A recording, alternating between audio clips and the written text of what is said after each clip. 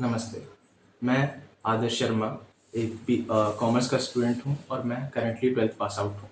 और मैं आज एक बहुत ही महत्वपूर्ण विषय पर बात करना चाहता हूँ, जो एक बहुत बड़ा सवाल खड़ा करता है कि क्या महँगी शिक्षा अ, बराबर अवसर यानी कि इक्वल अपॉर्च्युनिटी को ख़त्म कर रही है। देखिए, मेरा मानना ये है कि इंडिया हमेशा से एक मिक्स्ड इकोनॉमी रहता हुआ आया है, जो हमेशा से सोशलिस्ट इकोनॉमी की तरफ थोड़ा ज़्यादा झुकाव रखता था। पर पिछले कुछ वक्त में इंडिया की इकोनॉमी कैपिटलिस्ट की तरफ ज़्यादा शिफ्ट हुई है, जिसका सबसे बड़ा कारण है प्राइवेटाइजेशन। एंड जो सबसे ज़्यादा हुआ है एजुकेशन सिस्टम के अंदर। इस वजह से प्राइवेट सेक्टर्स की आज मोनोपोली चलती है एजुकेशन सिस्टम के अंदर, एंड वो अपनी मर्जी से तय करते हैं एजुकेशन की अपनी कीमत। हर शिक्षा की कीमत वो अपनी मर्जी से तय करते हैं, जिस कारण शिक्षा को जिस स्तर पर होना चाहिए था वो स्तर नहीं मिलता। उन्हें कोई रोक-टोक करने वाला नहीं है, क्योंकि इसका ध्यान सरकार को रखना चाहिए था, सरकार गवर्नमेंट स्कूल्स के थ्रू, लेकिन सरकार भी शिक्षा पर इतना ध्यान नहीं देती है।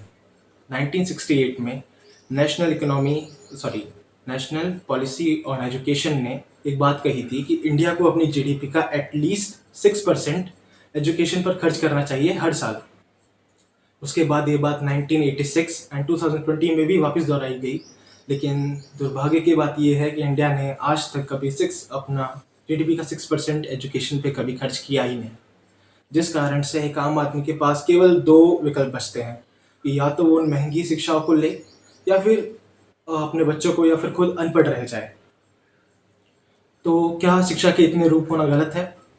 पूरी तरह नहीं, क्योंकि शिक्षा के इतने रूप होने के क्योंकि शिक्षा का इतने रूप होते हैं, तो हर रूप अपनी एक अलग वैल्यू रखता है और एक अलग मूल्य रखता है। एंड इसके वजह से हर स्टूडेंट को एक मौका मिलता है कि वो अपने लिए सही रास्ता देख सके, लेकिन उसके बदले में जो उनसे कीमत ली जाती है वो किसी भी तरीके से जायज़ नहीं है। इसके अलावा भी एजुकेशन सिस्टम के ऊपर एक सबसे बड़ा ड्रॉबैक है अभी के टाइम में रिजर्वेशन, जिसमें एक स्टूडेंट 50 लाकर भी सेलेक्ट हो जाता है और एक स्टूडेंट 90 लाकर भी हार जाता है।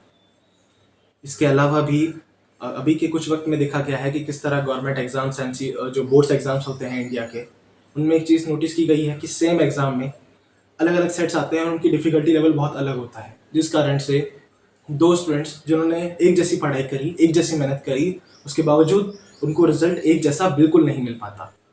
ऐसा क्यों? क्यों हमारा एजुकेशन सिस्टम इस तरीके से बना हुआ है कि वो शिक्षा के अलावा हमारी जात, हमारे पैसे और हमारी किस्मत से हमारा फ्यूचर डिसाइड करता है? क्यों हम इस चीज़ पे क्यों हम बच्चों को नहीं दे पाते कि वो किस तरीके की उनकी शिक्षा है, कैसा उनका लेवल है, उस चीज़ पे हम क्यों डिसाइड नहीं कर पाते उनका फ्यूचर?